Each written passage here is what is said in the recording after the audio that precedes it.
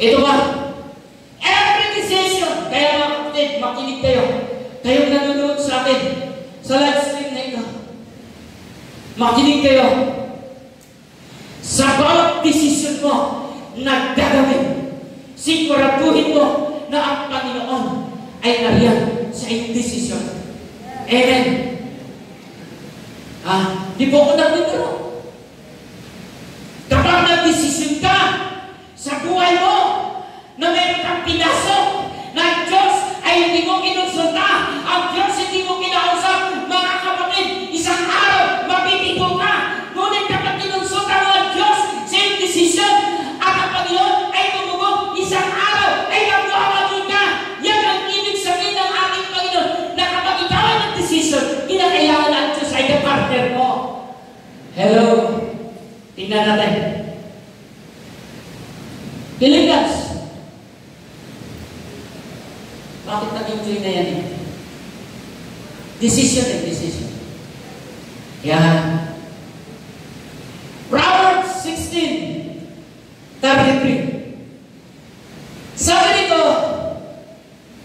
the lot is cast into the lot, but its every decision is from the Lord. So tandaan natin, ang final palagi ay wala sa atin. Ang final decision ay nasa Panginoon. At kapag ang Panginoon ang magbigay sa iyo ng signal, kaibigan kapatid, huwag ka nang mag-atubili. Sundin mo ang sinabi ng Panginoon sa iyo. Magwawagi ka. Amen? Magwawagi ka. Every joy, bawat kasiyahan, bawat kagalakan, palagi natin isipin na ang Panginoon ang nagbibigay doon. Tayo mga Kristiyano, kapag nag-celebrate kayo ng anumang occasion, hindi natin isinantabi ang ating Panginoon. Bakit? Dahil alam natin na tayo mga mananampalataya na at kapag mayroong occasion, ng birthday, Thanksgiving, ang Panginoon na laging nasa gitna. Na siya yung nagbigay ng kagalakan sa isang tao, nagkaroon ng kasiyahan, o nagkaroon ng party. Ito, sabi rito, when having nothing, masarap mo ibig sabihin niya, when having nothing, mga kapatid, ganito yun eh. Kapag ikaw ay walang-wala na, makinig kayo. Kapag ikaw ay walang-wala na, hindi mo na alam ang gagawin mo. Wala ka nang matatakbuhan. Wala na ni isang tumanggap sa'yo. Alam niyo, magandang halimbawa nito, si Job. Si Job, kilala natin na isa sa kilalang karakter ng Bible na mayaman. Maragal ang buhay. Sa kabila doon, na dumating sa punto ng kanyang buhay ay unti-unting nawawala. Sapagkat siya ay dinapuan na sakit. Ang masakit nito, yung dapat na tumulong sa kanya, sino yung dapat na tumulong sa kanya? Yung kanyang asawa. Anong nangyari? Iniwan siya. Lungkot ano? Dumating na sa punto na siya, may wala na siya magagawa sa kanyang sarili. Nailasahan yung kanyang agyak na siya tutulong sa kanya. Ngunit, iniwan siya. Mga kapatid, malungkot. Pero tanda natin, iwanan ka man ng lahat-lahat sa buhay mo. Si Kristo, hindi ka na iiwanan. Dito magaling si Lord. When having natin, si Lord ay napakagaling. Bakit? Kapag wala ka ng pera, papadala ka ng pera ni Lord. Pastor naman, masyado naman, ano yung sinasabi mo? Pag wala mong pera, papadala ka na ni Lord. Bakit hindi ba kayo naniniwala na si Lord kahit kaya magpadala sa inyo ng pera kung wala kayong pera?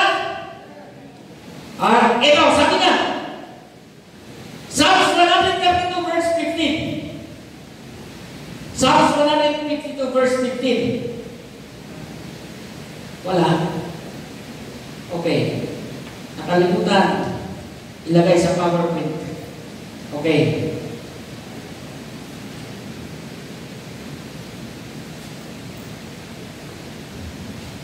Okay. Gusto kong basahin natin ito. Kasi ayaw kong maiwanan ito na total sakit na lang naman matatapos na ako. Psalms 132, kung mayroon kayong Bible sa cellphone ninyo, samahan niyo akong buksan ang Bible ninyo sa cellphone. 132 po. Lalapag-importante po ito. Verse 15. Ganito po ang kanyang sinasabi. Psalms 132 verse 15. I will abundantly bless her provision. I will satisfy her poor with bread. Sino ang nagpapayaman? Si Lord. Sino yung nagsusupply? Si Lord. Sino yung bumubuhay sa atin? Tandaan nyo, kung may lakas man kayo, si Lord ang nagbibigay nun para magamit nyo sa paghahanap buhay. Kaya ang sabi niya rito, I will abundantly bless her poor. Kaya ang mahirap, pinagpapala. Yung sinasabi sa 2 Corinthians 8:9, dahil kay Kristo, tayo ay nagsipagyaman. Hello? Ito. Philippians chapter 4 verse 19. But may God shall supply all our needs. Sino ang nagsusupply? Si Jesus. Lahat yan. Financially, spiritually, physically, everything, lahat yan. Si Lord ang nagsusupply sa atin. Ito mga kapatid. Dito po ako pagtatapos. Discipleship is a commitment. Tanda natin mga kapatid.